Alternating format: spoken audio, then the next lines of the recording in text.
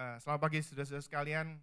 Eh, Hari ini saya akan membaca dari satu ayat di dalam, saya mau beri satu permisalan terlebih dahulu ya. When you have something breakdown, such as your car doesn't start.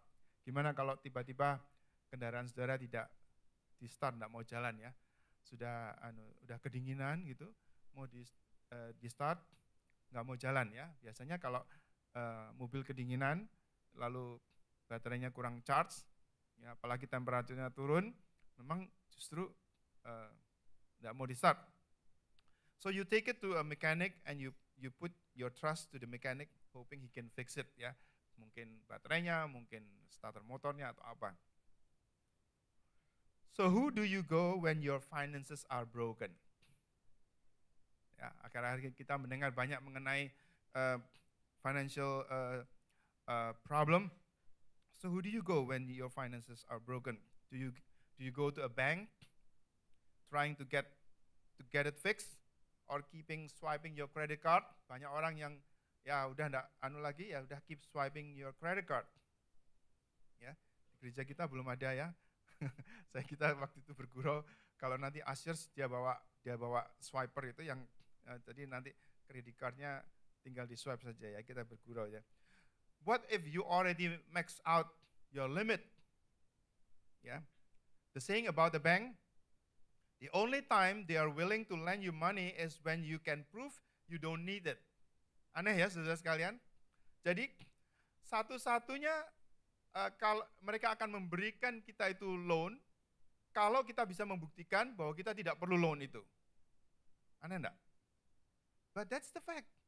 Bank itu bukan Santa Claus, tetapi dia mau mengharapkan uang itu kembali. Jadi kalau saudara kehujanan, butuh payung, dan kita datang ke bank untuk minta payung, itu harus buktikan dulu kalau saudara punya payung. Gitu. Jadi that's the satu hal yang sangat tapi itu that's life.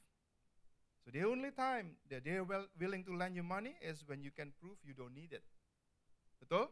Betul enggak? Jadi kalau saudara mengajukan permohonan, maka sebetulnya kamu ini perlu enggak nih? Kalau kamu betul-betul perlu, desperately need that money, enggak dikasih. Ya. Tapi kalau kita bisa membuktikan bahwa sebetulnya kita itu perlu enggak perlu, sebetulnya enggak perlu lah. Gitu. Nah dia akan memburu-buru kita untuk mengasihi kita. So, in this situation, where we can turn to, di mana kita akan dapat pergi? Ceritanya, when the Israelites came out of Egypt, they had Moses they could turn to. Waktu mereka keluar daripada Mesir, ada Moses yang menyelamatkan. Seperti kita tahu, Moses itu adalah penyelamat. Dia hidup di istana, dia dibesarkan di istana, lahir daripada seorang budak, daripada keluarga budak, karena orang Yahudi waktu itu diperbudak. Tetapi dia menjadi pembebas, dan dia membebaskan dengan kuasa daripada Tuhan, dia membebaskan. Tetapi orang-orang yang keluar daripada tanah Mesir menuju kepada tanah Kanaan, tanah perjanjian daripada Tuhan, they had Moses they can turn to. When they were thirsty, they cried to Moses. When they crave for quail, they cried to Moses. When they were sandwiched between the Red Sea and the Pharaoh's army, they cried to Moses. Selalu Musa. Kalau perlu air, teriak-teriak, kamu tidak memberi air. Musa mengeluarkan air daripada batu, gitu ya. Daripada batu karang, strike, dia memukul akan batu itu dan keluar air. Pada waktu kelaparan, bosen, enggak ada bawang, tidak ada bawang merah, tidak ada bawang putih, tidak ada leech, tidak ada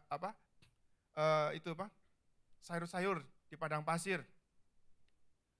Lalu dia teriak-teriak, lalu Tuhan memberikan, sekarang Tuhan memberikan daging, ya, yaitu quail. Kemudian pada waktu mereka itu dihimpit oleh tentara Firaun yang mendesak mereka mau menghabisi mereka, tidak punya senjata, tidak punya apa-apa, tidak punya tentara, dan tidak ada bandingannya dengan Fero. Pada waktu itu mau dihabisin saja, didesak. Pada saat itu mereka teriak-teriak, mereka minta kembali ke Mesir saja. Dia teriak-teriak kepada Musa. But in Joshua 3, let's read a few verses from Joshua 3. Early in the morning, Joshua and all the Israelites set out from Shittim and went to the Jordan, where they camped before crossing over. Pada saat ini, yang memimpin bukan lagi Musa. Musa was dead. Musa sudah mati. Musa sudah tidak ada lagi. Tidak ada lagi orang yang kita bisa berteriak kalau minta air, atau minta quail, atau minta leech, minta bawang, atau minta apa. After 3 days, the officers went throughout the camp, giving orders to the people. When you see the ark of the covenant of the Lord your God, and the priests who are Levites carrying it, you are to move out from your position and follow it. Then you will know which way to go, since you have never been this way before. Kata-kata ini sering saya tegaskan berulang-ulang, since you have never been this way before, but keep a distance of about 1,000 yards between you and the ark, and do not go near it. Saudara sekalian, kalau kita lihat di sini, bahwa pesan daripada Joshua ini itu dulu kayak seperti doing the apprentice ya, apprentice-nya dari Musa. Jadi ini kalau zaman dulu orang sekolah itu bukan pergi ke sekolah seperti kita, tetapi seperti kayak jadi hamba, seperti jadi jongos gitu ya, disuruh-suruh, ayo bersihkan WC, ayo bersihkan apa begitu ya. Jalan sambil bekerja begitu, terus menangkap ini isi hatinya daripada Musa, isi hati daripada gurunya ini. Yaitu Joshua itu demikian. Dan kemudian Joshua itu diangkat menjadi pemimpin setelah Musa mati. Dan Joshua berpesan kepada umat Israel pada waktu itu, don't look for Moses anymore. Your servant Moses itu sudah mati, tidak ada lagi. Tetapi dia pesan bahwa since you have never been this way before,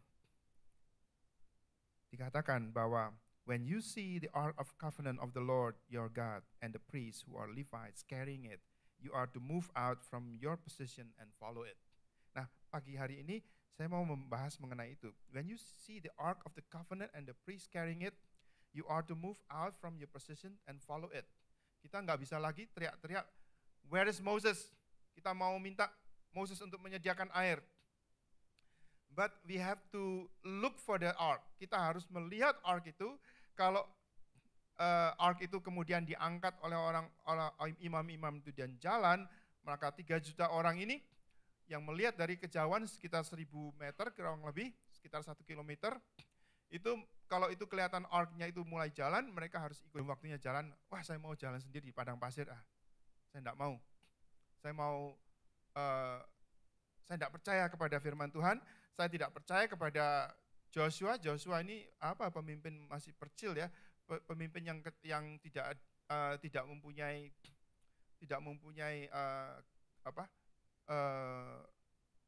authority, tidak seperti Musa gitu. Ini kan seperti anak-anak ini. Ya. Jadi saya mau jalan sendiri. Jadi kalau umpama yang 3 juta itu masih tetap ada di situ, tidak bergerak karena ark itu tidak bergerak, mereka saya mau jalan sendiri. Gimana, bisa enggak? Langsung jalan di padang pasir ya. Saudara tahu bahwa untuk memelihara 3 juta orang itu perjalanan di padang pasir itu luar biasa ya, bagaimana airnya itu ya. Bagaimana menyediakan air untuk 3 juta orang, bagaimana menyediakan makanan untuk 3 juta orang, bagaimana menyediakan segala perkara yang dibutuhkan untuk 3 juta orang.